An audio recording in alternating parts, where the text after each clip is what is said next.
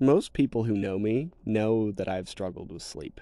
From working too much when I was younger, to working night shifts, to just not being the best sleeper. I've struggled with sleep for most of my adult life.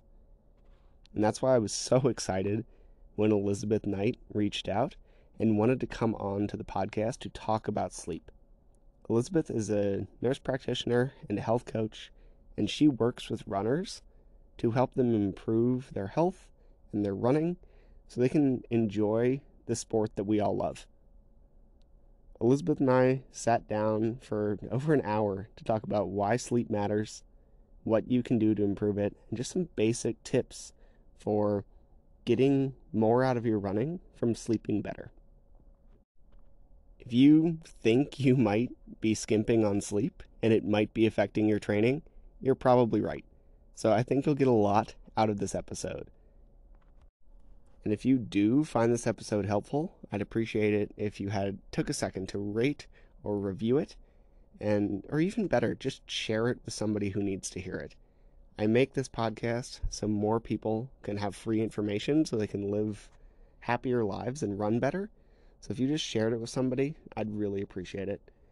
So let's get to the episode on sleep with Elizabeth Knight.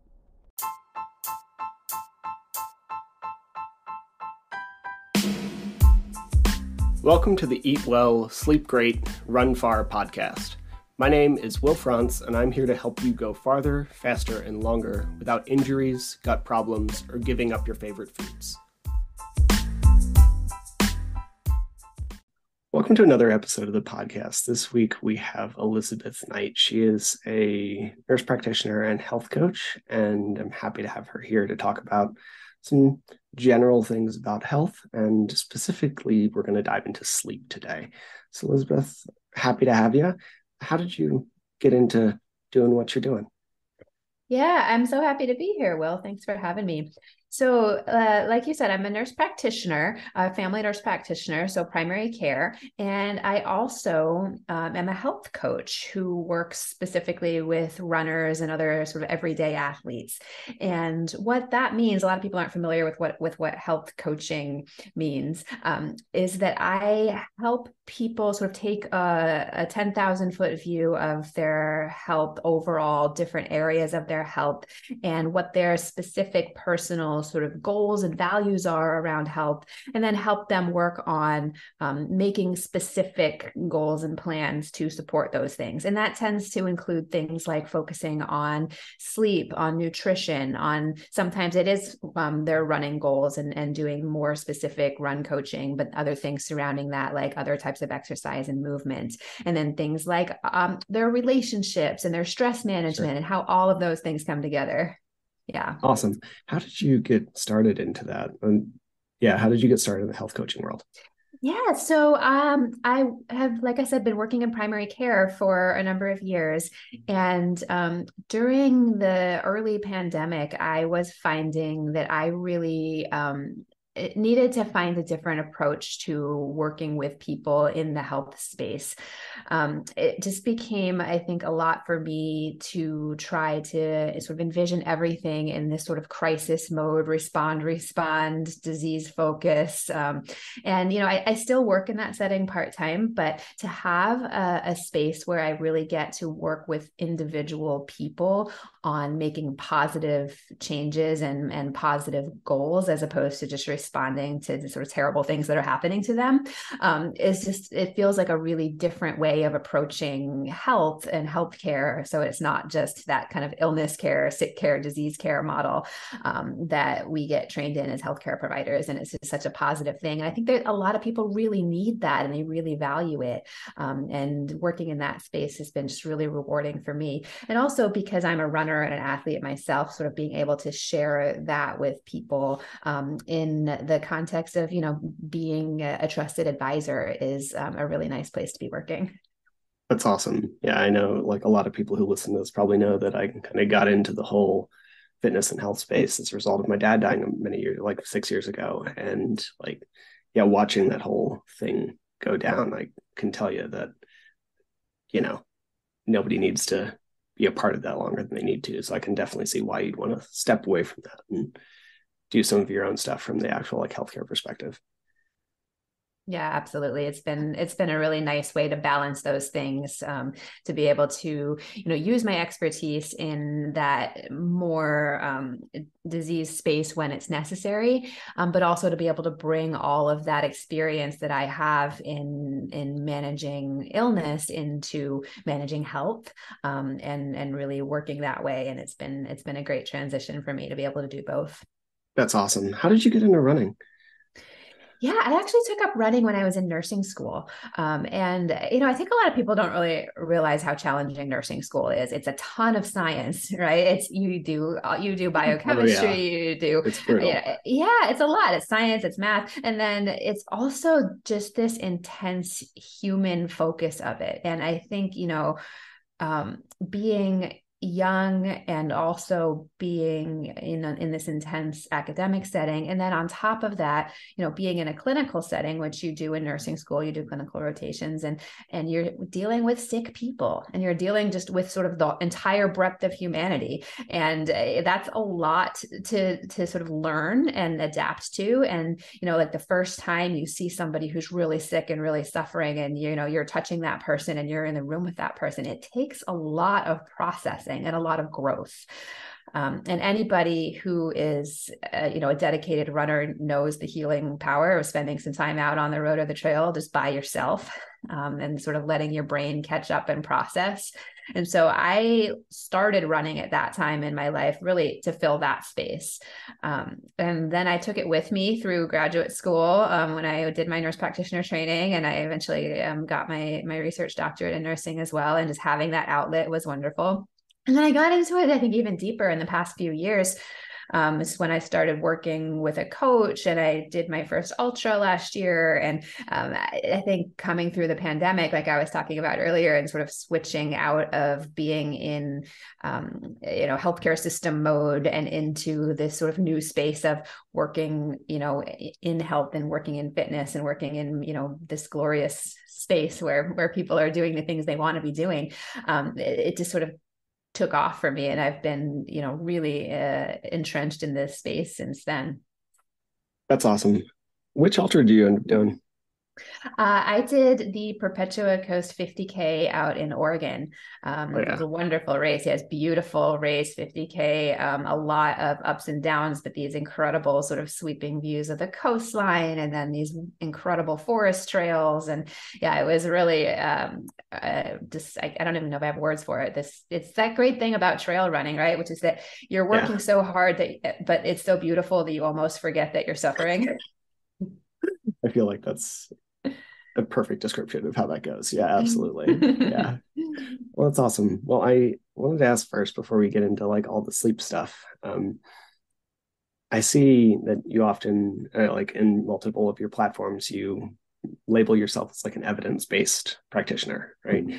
And I I come largely from like the nutrition space. Before, that's where I kind of started out, and there you see so many evidence-based people who are still feeding. I don't know if I'd call them lying, but many of them are still lying.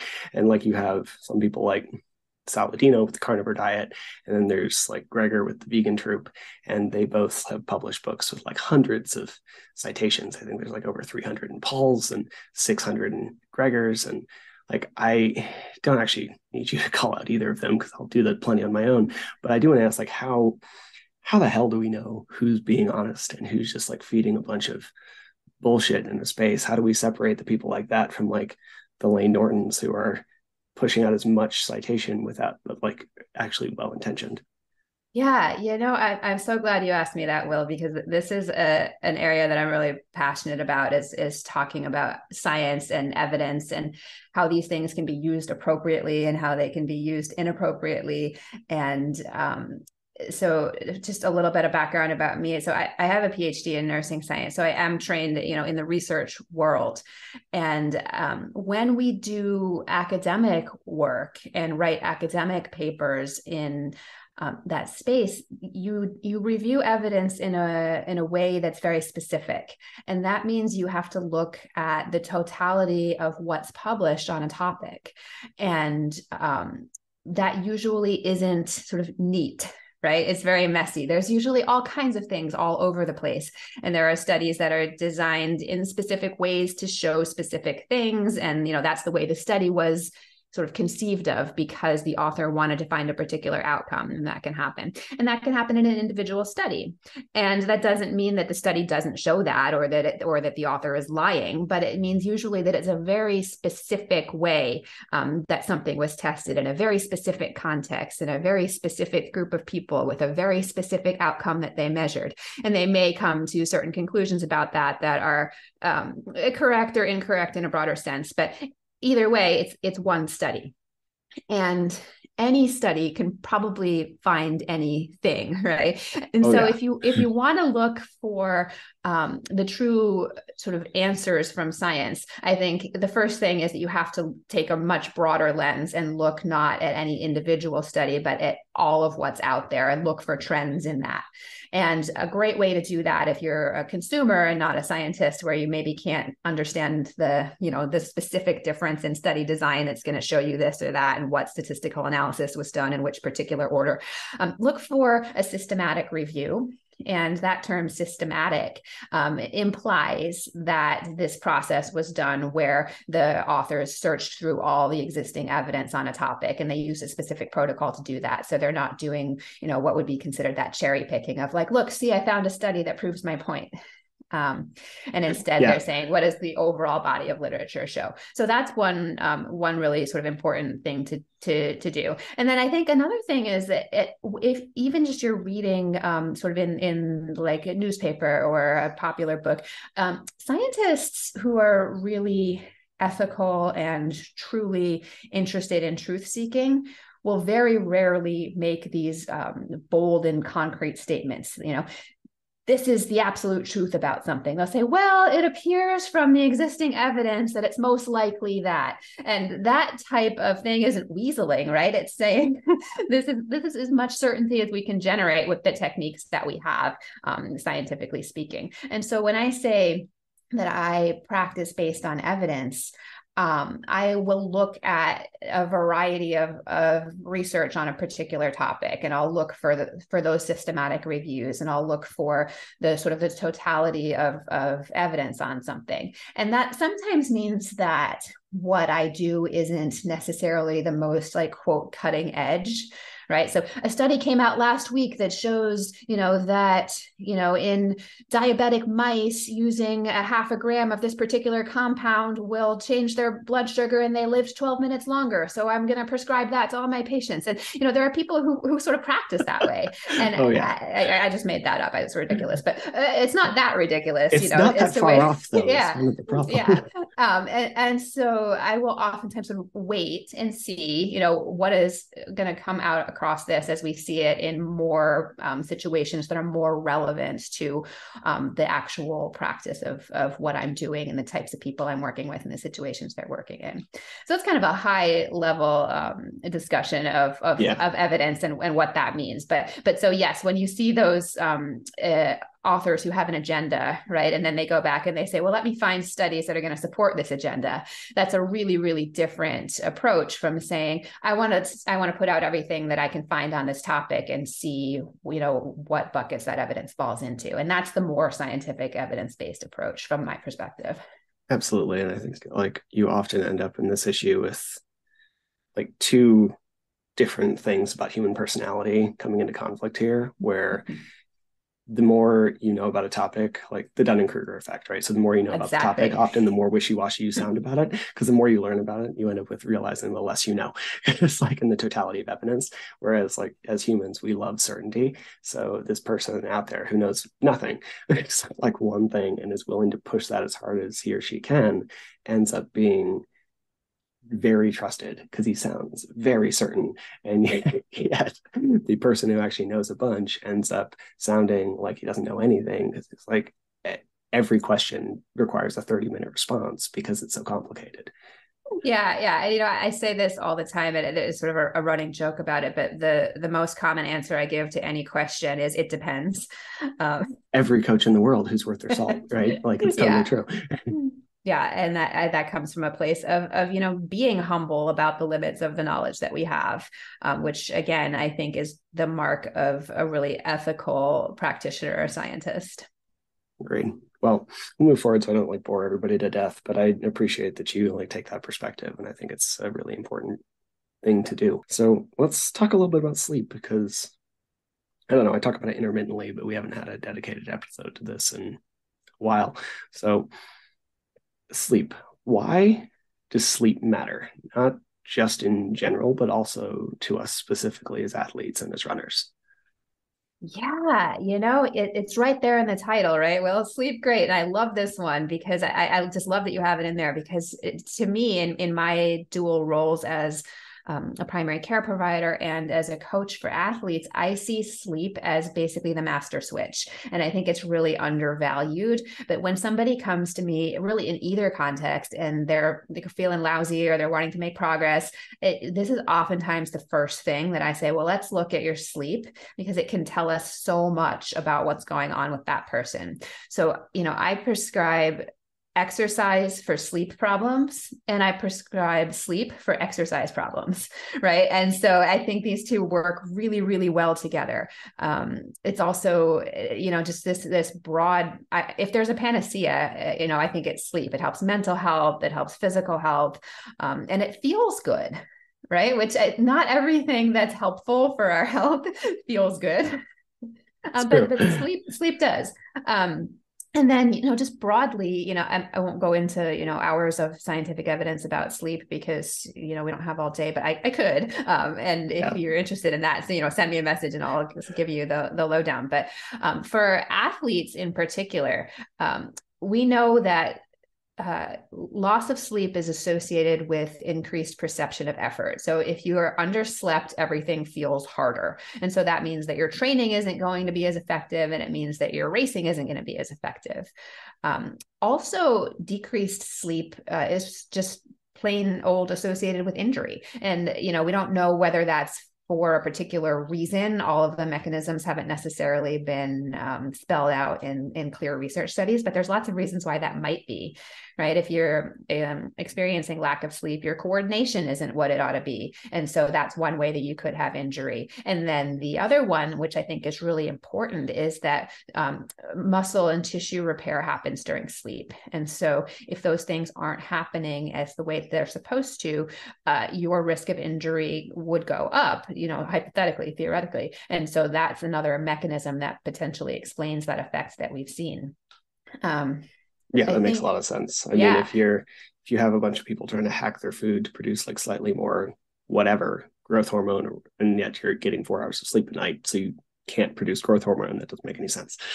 yeah, exactly. So growth hormone is a great example. Growth hormone and testosterone, they're steroid hormones that the body makes, are synthesized and released during deep sleep or slow wave sleep, which is that stage 3 and 4 sleep and late in the sleep cycle. And those are things that people use in synthetic illegal forms to enhance their performance, right? And Oh, so your yes. body makes those things for Mm-hmm. you if you sleep appropriately. And so, why would you go through all of this trouble of doing illegal and dangerous things to get those substances into your body when all you need to do is sleep better and it will happen? So that means that you need both enough sleep and you need high quality sleep, because to get into that slow wave sleep, you can't just be dozing off here and there. You have to be, attending to sleeping in a really quality way. And if you do that, you'll really reap the benefits. And so that's, the one way that the athlete really benefits from high quality sleep. That makes a ton of sense. And yeah, I feel like we could push hormones forever. And yet, if you're not like actually getting the sleep to help you utilize them, it doesn't make any sense. It's just not going to do Yeah. its job.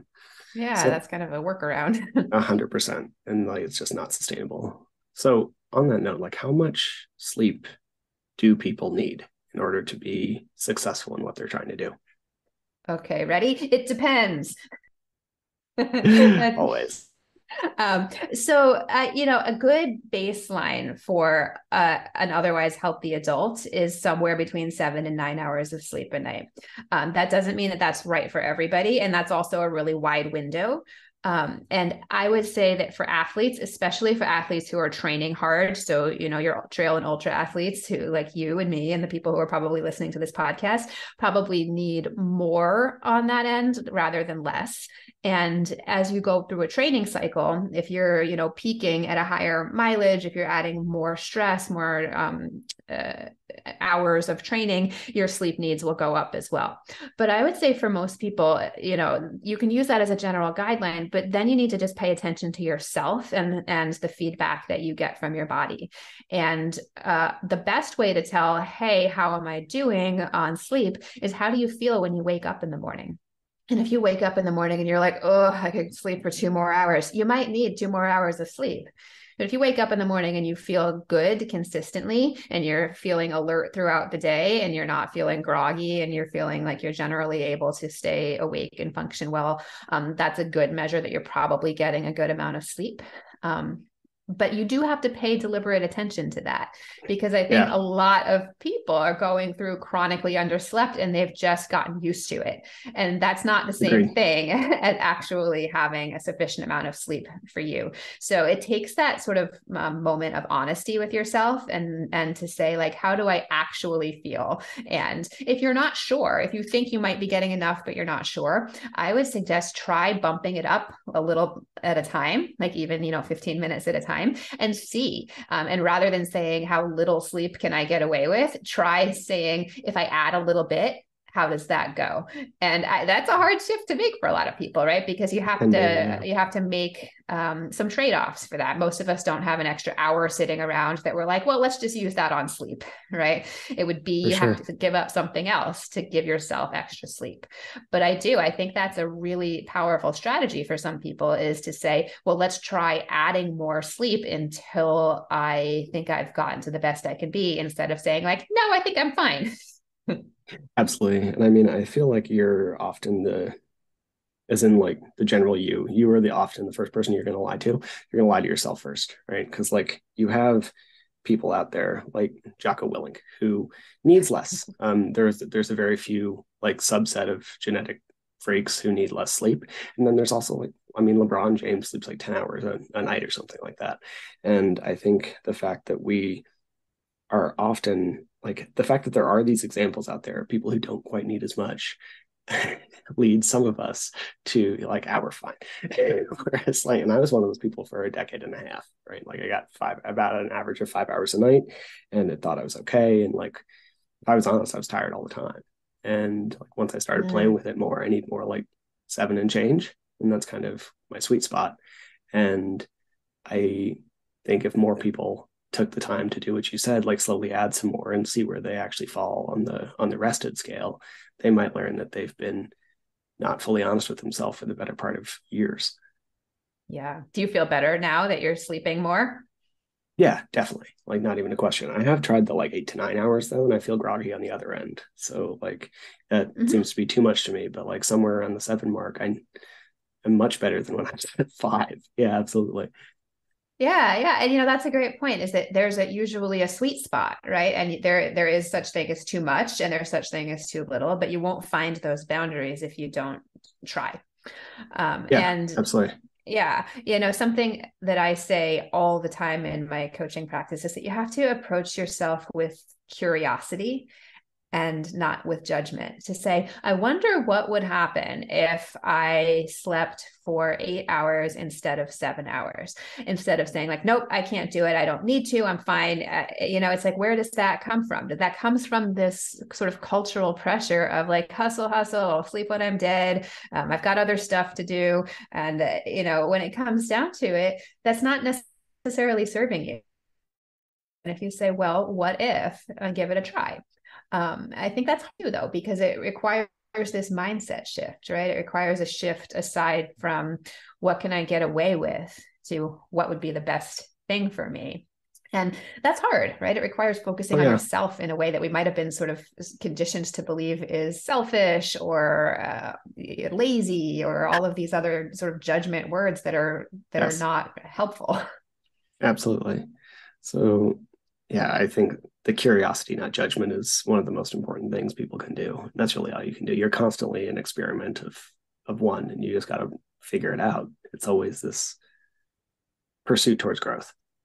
Yeah, yeah, exactly. And it's, we don't know what's going to help us necessarily unless we try. And we can go back to evidence and say there are certain things that appear to be largely helpful for most people. And if you don't try it on yourself, though, you won't know if it's going to help you or not. And so, 100%. yeah, in coaching, and I'm sure this is in your coaching practice as well, a lot of what we have to do isn't to tell people like, well, here's the answer of what you need to do. It's to say, you already know that, right? You already know what a good step for you might be. And it's to say, how do we start taking those steps in that direction and see how it works for us? Very, very true. So if we're looking at what might be a good first step for someone to take to start to modify or adjust their sleep schedule, like what would that be? Yeah, that's a great question. So I would say for people who are struggling with sleep, a good way to think about it is in three categories. And I like to think about this as there's body noise and there's brain noise and there's bed noise, right? And those are the three kinds of things that can be bothering us. And so I think starting with your body is a great place for most people. And so this is like, are there things, sensations in your body or medical issues that are interfering with your ability to sleep? And this is before we get worried about, all of the behavioral stuff around, what's going on with your schedule. It's like, let's just start with the basics there. And sometimes this means you just need a quick medical screening, right? There are definitely medical things that can be involved in this. It's very, very common to have sleep apnea. That can interfere with sleep, or something like restless leg syndrome can interfere with sleep. There are medications that interfere with sleep, and they're not necessarily things that you might think of. Like we know that, for instance, stimulant medications that people might take for ADHD, or like Sudafed, those are stimulant type of medications that can interfere with sleep. But so can some other things that you might not think about. Beta blockers, or Mm-hmm. like diuretics that you might be taking for blood pressure or for other reasons can interfere with your sleep, things like that. So Mm-hmm. if you haven't had a visit with a medical professional and talked about this, that might be a place to start if sleep is something that you struggle with. Pain can also be a huge issue for people. If you have chronic pain, if you have musculoskeletal pain that's keeping you up at night, that sometimes getting that addressed can really improve your sleep. So I don't skip over that piece if sleep is a struggle for you, of saying like, what's going on in my body that we might be able to improve. Sure. That makes a lot of sense. I mean, I think we've all probably been there after a fall or a tweak. Like it can be tough to fall asleep if your knee's in pain. So if there's like even smaller stuff that's twinging at you, then that you don't even notice anymore, of course it might be affecting your sleep. Yeah, yeah. So take care of those things. And usually those body noise things are reasonably fixable, right? Or at least they can be identified and you can get a plan for that. So that would be something to do. The next category I think is a little bit harder. And this is what I would call the brain noise category. So people who ruminate, right? You're waking up at 2 a.m. and you're like, oh, I have a work thing and it's stressing me out and I can't let it go, Yeah. or whatever else it is for you. And that can really disrupt sleep for people as well. And so I think the first step to fixing that one is just identifying like, oh, is that me? Am I doing that? I think you probably have a lot of people listening to this who might be in that category, considering a lot of ultra runners are a little type A, and if they tend to ruminate, I'm one of them. So yeah, I feel yeah. Mm-hmm. Mm-hmm. Yeah. And so, there's not a quick fix for that issue necessarily, but one tool that helps a lot of people is to sort of do the bedtime brain dump, where you can, just keep yourself a journal or a notepad or something like that. And when it's time to wind down, sort of write down the things that you're worried about, write down the things that you don't want to forget, write down the thing that's going to wake you up at 2 a.m. because you're like, oh my God, did I forget to, whatever it is for the next day. And that's one. And then another one that can really help with that brain noise piece is establishing some type of mindfulness or stress reduction practice during the daytime. And so even if you're like, no, that's not for me, that's like wishy-washy, hippy dippy stuff, like try it out and see if you can maybe find like a 5-minute mindfulness practice, because what that does is it teaches you to tone your parasympathetic nervous system, and that's the rest and digest part of your nervous system. And if you can practice using that, just like you can train your muscles in your strength training, right? You can tone your parasympathetic nervous system, and then you'll be able to access it when you need it and you're trying to relax again. So that might be another way that you could work on that brain noise piece. Absolutely helpful. And I'll say that I think like the word meditation kind of throws people into a bit of a funk because there's so much years of stuff associated with it. But I heard it described recently that we should probably reframe meditation as a practice of refocusing. Like I think a lot of people feel like they fail at meditation because they can't clear their brain, and that's not the point. The point is that you're not going to clear your brain, and you're constantly practicing on that like refocusing center, and that is actually like the whole purpose of it.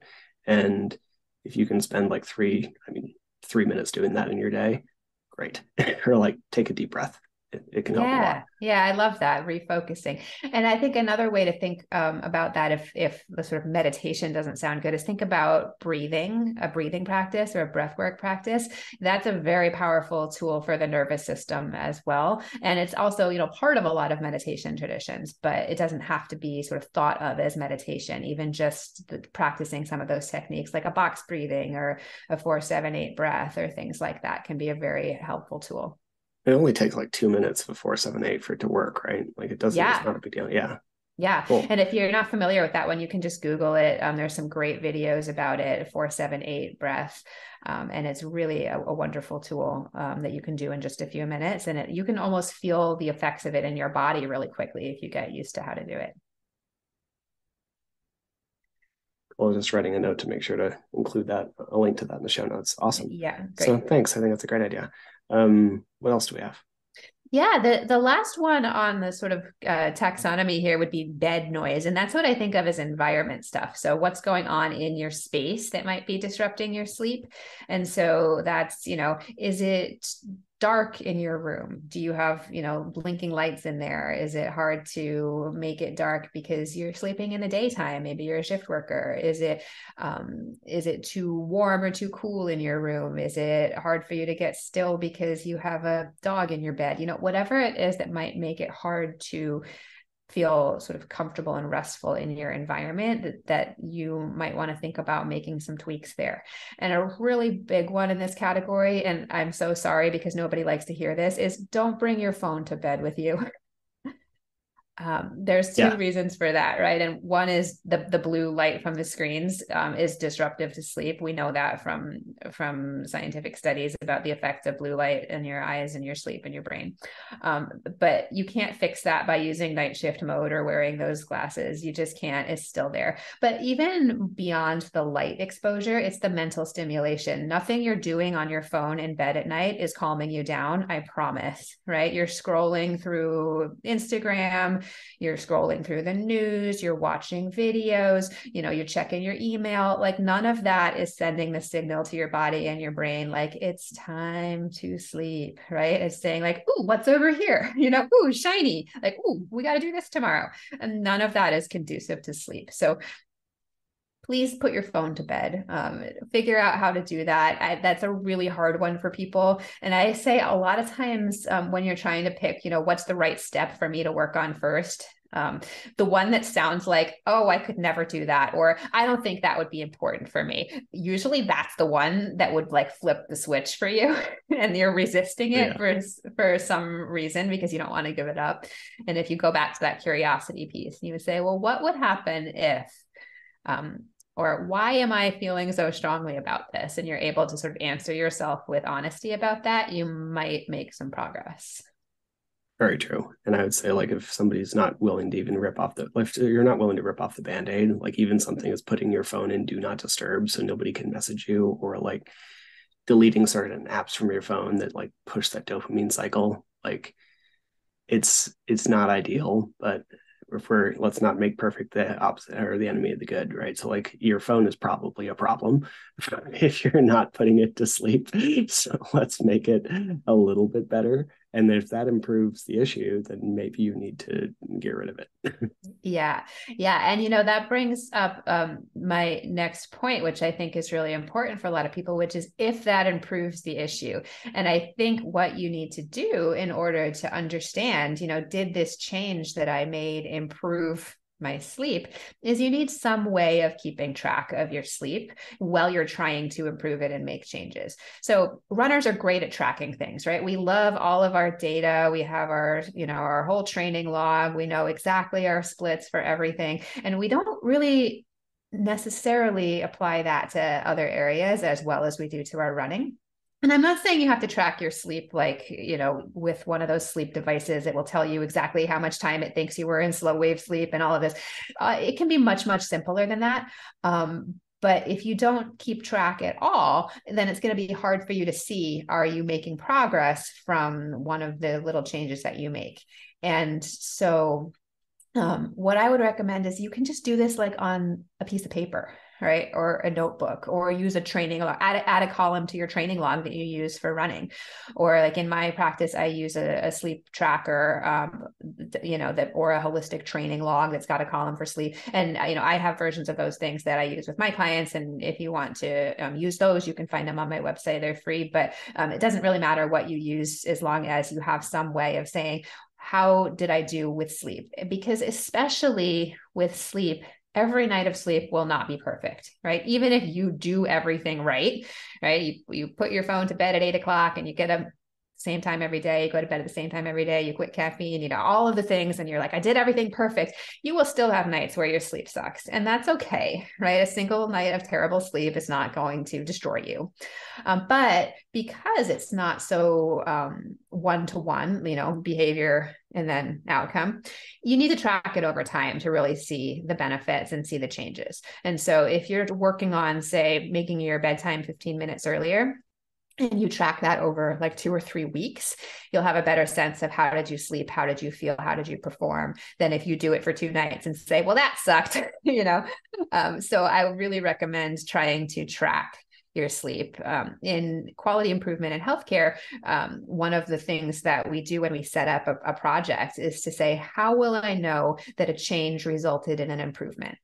And this is one way that I recommend that you do that when you're trying to make changes in your sleep.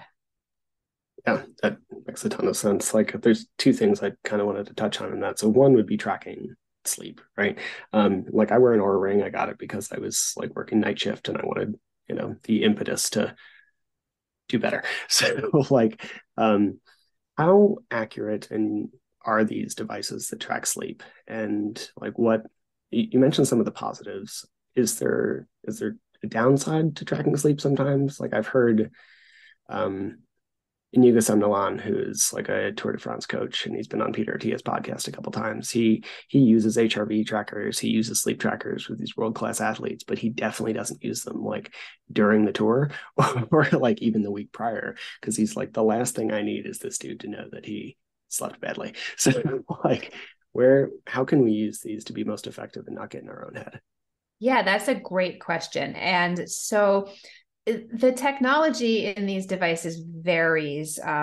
Some of them, they use combinations of like accelerometers that show your movement. Some of them use a pulse oximeter to look at your blood oxygen level. They look at heart rate variability, like you mentioned, HRV. Some of them use temperature. And so they have a variety of inputs. And then every device is a little bit different, whether it's Oura or Whoop or, what's on your Garmin, or, there's lots of them out there now. And they all have an algorithm in which they feed the data points that they can collect from the technology that you're wearing on your finger or your wrist or wherever it is. And then they come up with some type of score, right? And they're using data points to make assumptions. And that's that's fine. And some of them are probably more accurate than others. And none of them, though, are medical information, right? So I think it's important to remember Yes. that it's not the same thing as a sleep study. So if you are actually experiencing like sleep difficulties beyond, a little bit of disruption in sleep here and there, and it's something that's more significant than that, then this is not a substitute for going to a sleep lab and getting a polysomnography test. Or they have some that are home based now, but still they're using medical equipment. So it's not medical equipment, right? It's consumer equipment, and it's fun. Yeah, it's for fun. True. And the best way to look at that data is to look at larger trends over time and not to focus on any single day, because both any single day of sleep can be a disaster, and that doesn't really mean anything. But also those devices can malfunction. They can have been, in a funny position, and the data is like wonky. And so if the data looks like totally wrong, it might be. And so I wouldn't ever get too obsessed about that. And then you also just have to know yourself, right? Some people love data and they're really good at looking at it and saying like, oh, that's interesting. And some people are very obsessive about it. And they say, okay, I have to optimize this score. This score exists, so it has to be perfect. And you have to know that about yourself, right? If you're the type of person who can't let it go, if your numbers aren't what you want them to be, then you might find that it's counterproductive to use a device like that. But if you're a person who really just is like, let's look at all of the inputs and put them all in sort of a big bowl here and look at all of the data together and use the data from my Oura Ring, as one input in this whole, array of information that also includes things like, how did I feel, right? What was my perception of effort? How awake did I feel? What was my mental clarity like? That kind of subjective data that your device is never going to be able to give you, and look at it all together. And I think that's really helpful. And just like with people who maybe struggle on the run with being too data focused on their watch, something that I might suggest is, okay, we'll wear it, but like hide it under your sleeve and don't look at it until later. And then you can look at your data sort of in a more trending way. I would recommend the same thing for people who maybe want the sleep data, but struggle with being a little bit too obsessed about it, is like collect it and then look at it all together, as a broader trend later on, instead of trying to micromanage any individual data point over like one day. Absolutely. I would also say that the general aggregate assessors of these devices tend to be terrible. So the most useful thing I've found from this is temperature is really helpful. Actual individual metrics of HRV is really helpful. The sleep score it gives me is garbage, every day. It has no correlation with how I feel. And I've done this for years. But the temperature is a pretty good indicator if I slept poorly, or if I ate too close to bed. If my heart rate drops really late in the night, it means I ate too close to bed. These things tend to be helpful. And I'd say the same thing about your run. When your Garmin tells you had an unproductive run, half the time that's bullshit. We know that. Screw you, Garmin. Yeah, exactly. It's a liar, because it usually meant you just did a really good zone 2 run for 2 hours and it was solid. But it's going to tell you it's unproductive because it wants you to race every single training session. So I think it's just so important to remember that those things they're computers, right? They're machines. They're programmed, with a particular algorithm, and they're not smart. They don't actually know anything, right? You put numbers into them, and there's a calculation that goes on, and they spit out an answer. And so it doesn't take all of the data into account. It just takes the things that it can measure. And I think actually people probably would be oftentimes surprised at how little data goes into those things compared to the claims of what they spit out. What actually gets measured is usually a very small amount of information. Oh, for sure. And I mean, just to use the Garmin as a very easy example, because I'm sure pretty much everybody who's listening to this has used some version of that. Garmin doesn't know your actual VO2 max, largely because you probably haven't done that many VO2 max workouts with it. One, it can't anyway, because you don't have a mask strapped to your face. And then two, most runners aren't doing that on a regular basis unless you're in a VO2 training cycle. So it just has no idea. It's only as good as the data you're giving it. And you're not giving it the right kind of data most of the time. So it's absurd. Yeah. Yeah, that's right. When I first got a Garmin that told me my VO2 max, I laughed. I was like, what? I don't even know what mine is on my Garmin, because I just know it's useless. Yeah, it's silly. But again, the devices can be super useful, and they can be Oh yeah, useful at trending over time. And what one thing they can be very useful for is teaching us the correlations between behaviors that we might have and things that might change in our physiology. And absolutely. so you can definitely use devices like that for that, and that's really helpful. Like I've seen people use the devices that measure HRV, and say like, oh, you know what, when I drink alcohol my HRV tanks. And that might be a useful piece of information, not necessarily because of what your actual sleep score was in the morning, but because it taught you to recognize a correlation that you might not have seen otherwise. Or you might have been back in that bucket of, I don't want to know this, I don't want to know this, don't tell me because I'm attached to this behavior. And then you can see like, oh, I actually can't deny that when I do this, it shows me that. And so it can be Absolutely. really useful in that way. Yeah, like I mean, I just use myself as a quick example. Like two things that I've definitely learned is one is caffeine. Like I um thought for years that I wasn't affected by caffeine in regards to sleep. And then as soon as I start to take data, like if I drink it within like 8 hours of bedtime, my REM sleep tanks. One. Two, if I eat too close to bed, my heart rate drops like really late in the night instead of earlier. So these are things that I didn't think were a big deal for over a decade and absolutely affect me from a like recovery standpoint. So these are the kind of things that you can really learn from these tools. Yeah, exactly. And those are all great examples actually of things to consider tweaking when you're looking at your sleep as well as.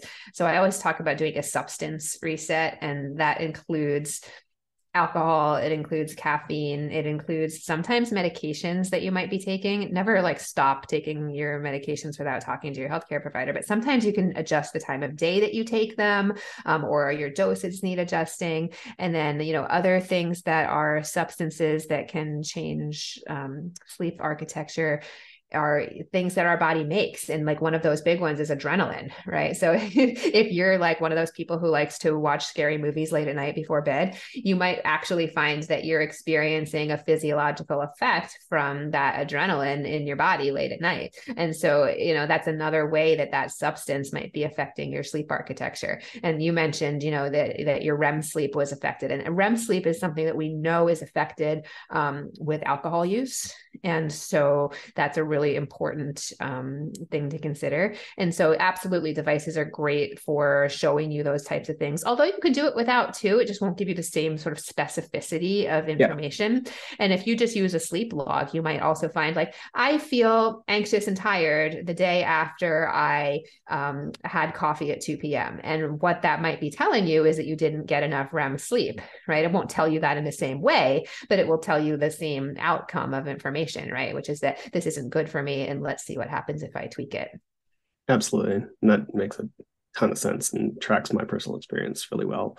So if we look at like I love the substance reset idea. If we look at some things that we might need to look at, you mentioned alcohol, caffeine, um, adrenaline. Like on a quick side note, the scary movie thing is amazing to me because I know that there's quite a few people that I've talked to that watching TV a little like somewhat close to bedtime, not in bed, but somewhat close to bedtime doesn't actually seem to bother them.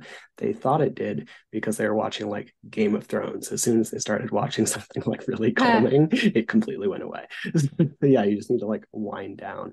But other things that might affect, like what about food, marijuana, any of these things? Like how might these affect our sleep?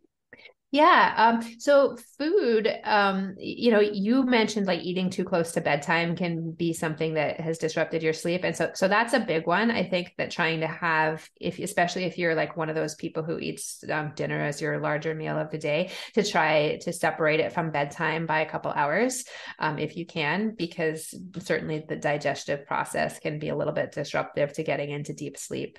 So that's another one. Marijuana, I think, is kind of a mixed bag.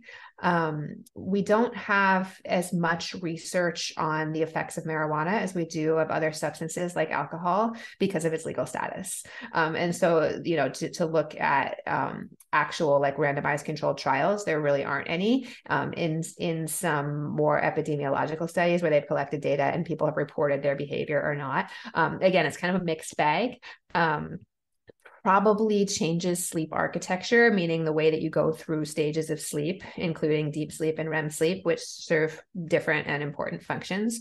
But again, not as clear. And same thing with CBD or cannabidiol, which is like a hugely popular sleep supplement at the moment. There's not a ton of evidence one way or the other about that. People seem to feel that it's beneficial. We don't know, there's just not enough evidence for me to recommend for or against it. Sorry, just laughing because like it's supposed to solve everything under the sun, and like it's just this is one of those examples of mixed quality data, let's call it that. Yeah, fair. And I think that tends to fall like a CBD tends to fall into that category of things that people are trying to do to hack their sleep. Yeah, absolutely.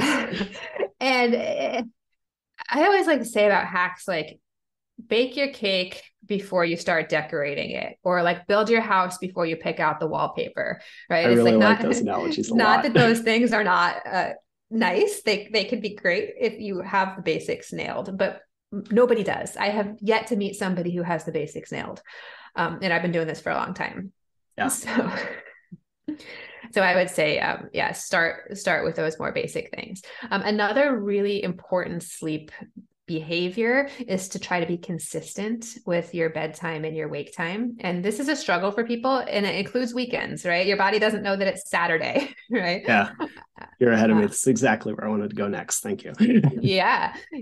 And so figuring out, how to make that work in your life is a step that I think is tricky for a lot of people. But if that's something that you struggle with, see if you can work on it. Give it a try. Try to stick to a routine, figure out what that timing is going to be for you that works, and then try to stick with it. So I think that's another really good one to work on if that's you, if you're one of those people who's all over the place with your schedule. Yeah. And could this be another instance where like trying not to make the perfect the enemy of the good would be a good idea? Like if you have to wake up at 3:30 in the morning for work on work days, and you want to have a mild social life so you don't have to go to bed at 8 p.m. on the weekend, like 6 is still better than 12. Yeah. That's a really good point. I would say you don't ever need to be perfect about anything that you do, right? And go for the principle more than you go for like nailing the exact perfect thing every time. And I think, yes, because we are probably talking to a lot of type A endurance athletes, like don't let that become a stressor, right? Just try to stick to it in principle. And also if you stray from it here and there, that's fine. Make it most of the time, and that will serve you really well. But yes, that's a really important one. Your body has a very strong drive to follow a circadian rhythm. And if you're all over the place, and then if you do that, you also tend to lean into other unhealthy habits, like you are maybe staying up late and you're drinking, and then you're using extra caffeine in the morning to combat it. And so it sort of spirals out of control into those other unhealthy habits. Absolutely. I mean, so if we look at setting some of these habits, like what might be a good, like, I don't know, nighttime routine or morning routine or like setup that we could do to make this consistent? I think the most important thing is to start where you are. Right. So take stock of what you're doing right now, of what your bedtimes and evenings look like right now. And don't try to like do a complete 180, because that doesn't work, right? You might do it for 2 weeks and be like, well, that was cool. And then you slowly slip out of it because it doesn't fit your lifestyle for some reason. So I would say that would be my number one piece of advice, is take stock of where you are right now and then pick something to change. And it doesn't mean change everything, right? It means pick something that you think you can do and that you think is important, and start with that. So rather than like, what's the perfect like nighttime routine? Magazines love to do this. They're like, how does LeBron James get ready for bed? Or, you're like, yes. I don't care. It doesn't affect my life. He's a professional athlete and like, I'm me. So like, I need to know, I know that I need to get up to get my run in before work at 5:30. So what I need to do is set up a routine that's going to allow me to do that. Right. And so I would say, what's the first step that I think I could take that might help me with that? And usually I don't have to tell somebody what that step is, right? They can figure it out for themselves in their own life. And then it's like, let's figure out how to do that one step. And so for a lot of people, that also involves like who else is involved in your life, in your day-to-day routine. So if you've got a partner or you've got kids or you've got some other structure with people around you, if your bedtime and morning routines are probably going to affect those other people, right? And Yes. so you need to bring people along with you on your journey, unless you're, a single by yourself person with no other people who depend on you or are affected by you, and in which case do whatever you want. But and I want to know your secrets. But if that's not you, then get those people on board. And what I find is if somebody really, really feels strongly that they want to get better and they want to make a change and they want to make a positive change, and they honestly and openly tell other people, like, here's what I want to do and here's why, the people who love them are like, sweet, let me help you. They're not like, what a drag. Right. So being open and honest about that and bringing people in, whether it's changing your sleep routines or any other thing that you're doing, like that's another sort of key piece of advice I have, is just be open and honest about it and bring people with you. Yeah, it's so important. And I think it's not nearly discussed enough, especially when we're talking about keeping a consistent sleep schedule. Because like if you are on this schedule and that doesn't work for your partner or kids or whatever, like it is eventually going to fall apart. So, Yeah. 100%. Yeah. So, if you're trying to get into a bedtime routine too, and one of the things that might be helpful for you is trying to get to bed a little bit earlier, which is something that I hear from a lot of people a lot of times. You could try a tool like just auditing your time a little bit in the evenings, or really all day. But there's this sort of trendy thing where people are like, well, I'm going to go see how I spend my entire day in 15-minute increments, and that's kind of intense. But it does show you, when you say I don't have time for something, that you actually maybe do, and you might be just apportioning your time in a way that you're not fully aware of. And so a tool like that, can be helpful in freeing up the 15 minutes that you need. And you might find that you're taking it from, oh, that was my Facebook time, or that was my sit there and stare out the window and not do anything time. Or sometimes it's even that you steal 15 minutes from something else that you think is a good, healthy habit. Like if you're going out for a long run, you might be better served to cut your run by 15 minutes if that means that you're going to get 15 minutes more sleep. And again, it's individual and it doesn't translate one-to-one, but that's something that you might always want to consider, is how am I spending that time and where can I find it? 100%. I mean, it is, I think most of us have more time than we think we do. And it's not to say you're not busy. Like I'm busy. A lot of people are busy. I train people who have like 6 kids and work a job and all these things. Like, but I don't know. I saw the schedule of someone. It was not Arianna Huffington, but it was someone like that who like gets literally 2,000 emails a day, answers most of them, runs an entire company, all these things. And like, it was one of these like 15-minute breakdown things. I'm like, oh, I'm not busy. Like, yeah. And she has assistants and all this stuff. So like there's support and it's a whole different setup. But it's like, if I actually took my day in 15-minute increments, there's a couple things I could cut, if we're being honest. Yeah. And it's not even a question of like, you don't have to optimize every moment of your day. Absolutely right. not. But it's bringing that awareness of like, where am I spending my time? And are the things that I believe I want to be prioritizing the things that I'm actually doing? And so, finding that balance can be really helpful. And, it's another place where tracking, like, what am I doing with my time, can give you information that you can then decide what to do with. And it's not to mean that you have to do this for the rest of your life, but it's to say that can give me the information that will help me to understand where I'm at. And when I say start where you are, for a lot of people, figuring out where am I right now is the first step to what's the first change that I might like to make. 100%.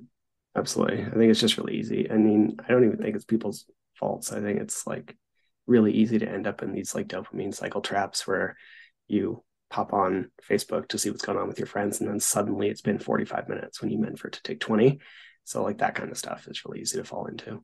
Yeah, it really is. And so, all of these areas wind up being connected, right? And if we say that time management is connected to sleep, is connected to stress management, is connected, and it is. And so we might find that the thing that you wanted to work on when you first came in and said, like, I need coaching, might have been something different. And then we wind up digging into how you're spending your time on Facebook, even though that on the surface might have very little to do with going to bed earlier, it in fact does.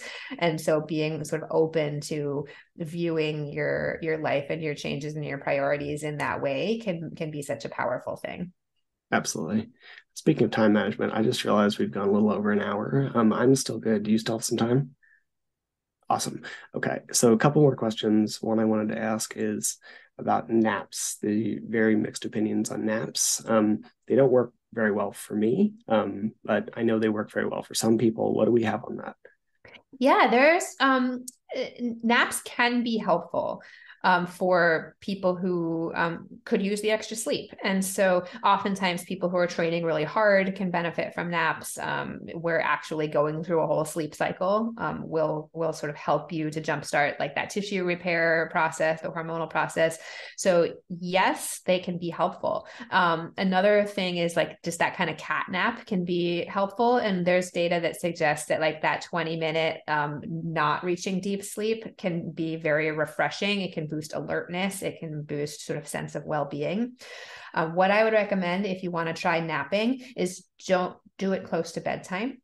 The best time for a nap is like 6 to 7 hours after you woke up. And so for a lot of people that like right after lunch would be a good time for a nap. That might be a little bit later than that, but that might be a great time to try to get it in. And you can just try it and see how it feels if you can do it. Not everybody has the luxury of time for a nap, but that cat nap is like a low risk thing, that 20-minute nap, especially if it's earlier in the day. And if you're a person who really could use some extra sleep, a longer nap in the early afternoon can be a good thing too.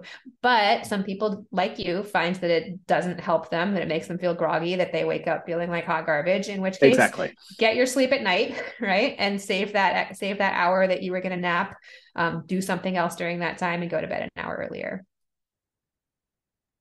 Yeah, that's nailed it to a T. I always feel groggy and it just doesn't help. But I know for some people it's game changer. So yeah, cool. And lots of pro athletes nap, pro runners nap, especially like if you run doubles, that might be something that you want to consider between your morning and your afternoon session. If you have time for a short nap, that could be something that boosts adaptation, because taking it way back to the beginning, the adaptation doesn't happen when you're running, right? It happens in between, and so sleep definitely boosts adaptation. For sure. So if we're looking also at like other things so the thing I really definitely want to ask you as a medical professional, like what about sleep aids? So be it our Ambiens or our melatonins or whatever, like what can we take away from these? Are they good? Are they causing issues? Are they causing us to pass out like alcohol and not actually making us sleep? Like what do these things do? And are they necessary and or helpful? Yeah, so I think all of those things, they can be very helpful. So drugs like Ambien and Lunesta, they call them the Z drugs. They're non-benzodiazepine sleep drugs that are by prescription. They can help people in sort of acute circumstances where their sleep is disrupted. And that can be, there was like a trauma in your life, or maybe in travel or something like that, where regular sleep is not happening for some sort of time limited external reason. Or for some people who have like true sleep phase disorders, sometimes those things can be helpful as well, but they definitely alter normal sleep architecture. So the sleep that you get taking a sleep drug like that is not qualitatively the same as the sleep that you get from natural normal sleep. However, when we're comparing the outcomes, right? We're not comparing what would happen to you with healthy, natural, normal sleep versus taking a sleep drug. We're usually comparing what would happen to you with this insomnia that you're experiencing for whatever reason versus taking the sleep drug. And so in certain circumstances, those drugs can be really helpful because they're basically limiting the damage from insomnia. You're not getting perfect sleep when you're using them, but you're getting better sleep than you are if you're not sleeping at all. And so I would say use them, in conjunction with your medical professional in limited circumstances if you have an exit strategy, right? They're not meant to be like, oh, this is just how I sleep. I take an Ambien and then I get up in the morning. That's not like a great long-term strategy. Understated thing. I think most of these should be most things that we're taking like that should often be viewed as an exit strategy. And maybe you never actually make the exit, but it's at least a thing that we should be working towards, right? Like if they're a tool, they're not designed to be a crutch. Yeah, yeah. And for most people, if you are experiencing that type of sleep disruption, there's something underlying it that we should try to address. And sometimes that's not true, right? There are some people who just have these pure primary sleep disorders, and those medications are the best tool that we have for them. But for most people, there's something else that needs to be addressed. And I think that the danger for people is when they use these medications is that they work, right? And that they then sort of stop you from addressing the underlying issue because you're like, oh, this works, I don't need to fix it anymore. Yes. So keep that in mind if you go that route. Again, not that you shouldn't, they can be really useful in the right circumstances as long as you're using them that way and not as like, this was the fix. And 100%. And then what about the only hormone that we can buy over the counter, melatonin? Like how does that work? And is it addicted? All these things. Like what do we got for melatonin?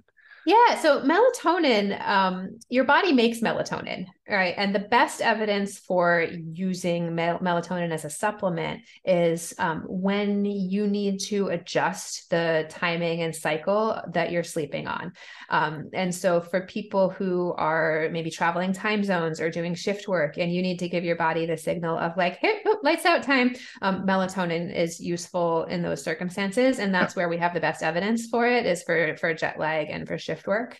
And the doses of melatonin that are useful in those circumstances are actually much, much lower than a lot of what's sold over the counter as melatonin supplements. Like we're talking like an order of magnitude different, like 0.3 milligrams, not 10 milligrams.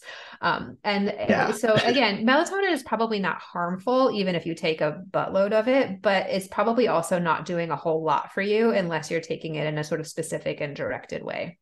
I used to take it for shift work, and I used to take like 5 milligrams at 2 p.m. every day. And like I did not at the time know that it was egregiously high. Absolutely. Yeah. And again, like it's not like with other like medications where a dose like that is probably going to cause you difficulty, but it also just doesn't seem like it's necessary. I mean, I can tell you it made me groggy, like really groggy. Like I'd wake up at 9 p.m. and just be it was like a shot with a tranquilizer, right? So like that's mostly what I experienced from it. Yeah. And again, you could try it and see how it works for you. And if you find that you get benefit from it, then great. It's not likely to be addictive. It's, anytime you're taking a hormone from outside of your body and putting it into your body, it has the potential to disrupt your body's normal production of that hormone. Sure.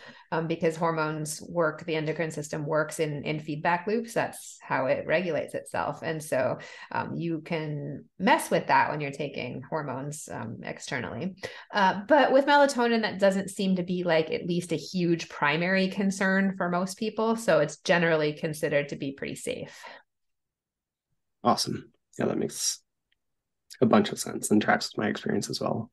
So I think that's most of what I had. I guess like the last thing I'd really like to ask before we start to close out are one, like what are some like very simple shifts or things you can do if you're struggling a little bit with sleep in order to start making these changes? And I guess, is it different if you're struggling to like fall asleep versus struggling to stay asleep? Yeah, the biggest ones that I see work for people are to look at your caffeine and alcohol use. I think that people don't necessarily want to do that because we like those things, but give it a try. Right. And see what happens. So alcohol at bedtime, it makes you sleepy, but it definitely disrupts your REM sleep. And so if you're a person who wakes up in the middle of the night, look at that, and I'm not saying you have to quit. I'm not saying you have to give it up, but see, does it have an impact on nights when you had a glass of wine, before bed? Do you wake up in the middle of the night? Right? Do you feel anxious in the morning? Is that related?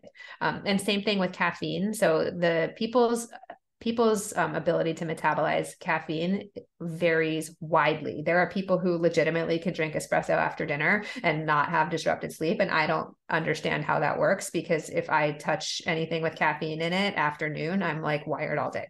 But that's like, there's that inherent variability. And so you won't know which one you are unless you try it. You can order a fancy genetic test and pay a lot of money for that, and they'll tell you if you're a fast or a slow metabolizer, but you can find that out really easily just by trying it. I would also say, like, just as someone who's been there, like, try it, even if you think it doesn't matter. Yes. It might. Yes. There are some people, like Andrew Huberman's actually famously not affected by caffeine. He's one of those people who can have espresso. Like, he's one of the people in the zeitgeist who is one of those people. I thought I was one of those people. Very wrong. So, yeah. I'm so glad you said that. Well, try it even if you don't think it matters, even if you don't think it applies to you, because we love to hold on to the things that we really want to do because we've convinced ourselves that it doesn't matter. And so if it doesn't matter, then let it go for a little bit and see. Please try, even if you think it doesn't. The only thing you have to lose is like the couple of times that you didn't do the thing that you wanted to do. And if you're a runner, you can do hard things. So like do those hard things for a little bit and see. Yeah. Like do it for a week. Yeah, exactly. You can do that. I promise.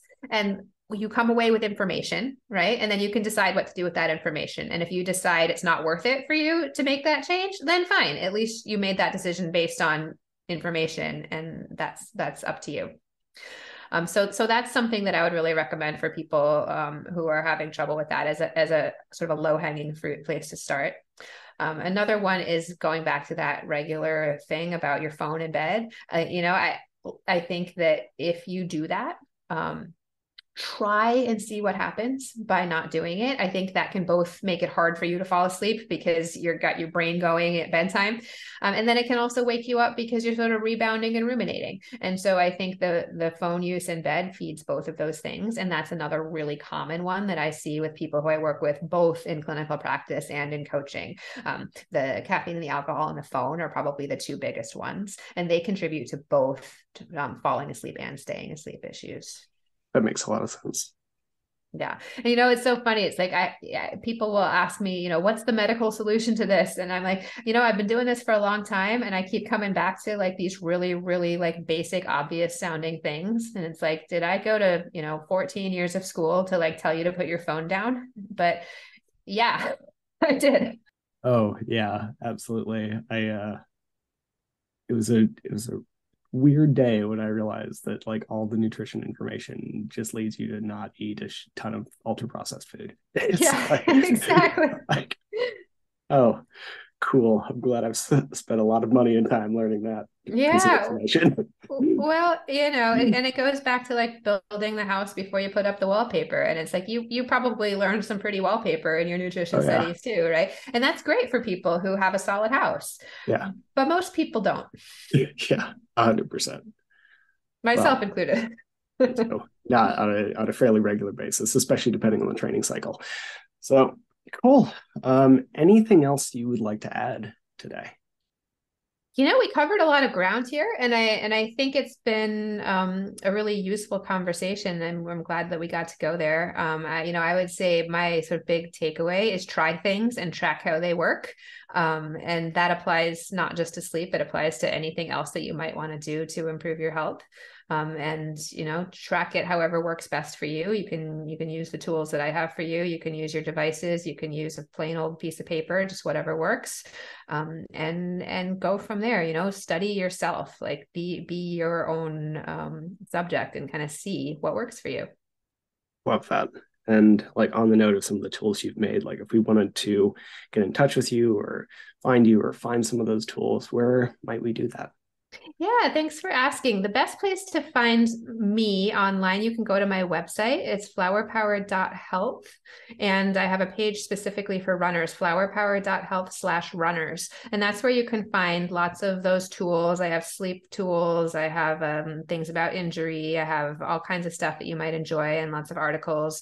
And then you can also find me on Instagram at flowerpower.health, where I put out some fun graphics and a little bit of sass here and there. Yeah, I appreciate your Instagram quite a bit. So thank you so much. I appreciate it. for a second. I really am glad you reached out and glad we did this.